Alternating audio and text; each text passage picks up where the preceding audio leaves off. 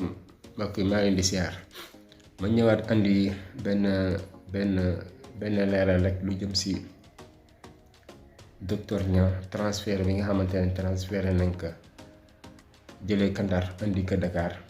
ak 265 kilomètres diggante Ndar ak Dakar si koo xamante ne mag la. li ma gën a métti docteur Niang en tant que docteur mu nekk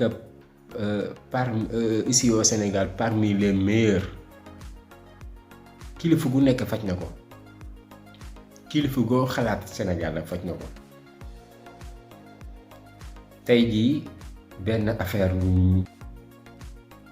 selon témoignage yi am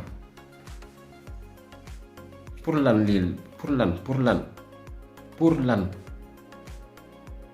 kii sa place n'est pas en prison kii dafa amal njariñ askan bi libéré leen kii mu dem dellu ci liggéeyam libéré leen kii mu dem dellu ci liggéeyam et pourtant 3 décès moo am ci manifestation 3 décès te décès Doudou Fall mii rek la ñuy coow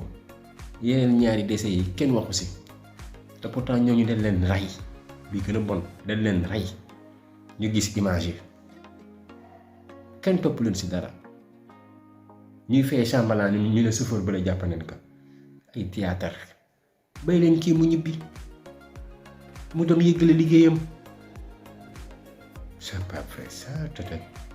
waaye yàlla dina àtte wallahi azim yàlla dina àtte injustice bii du dem ok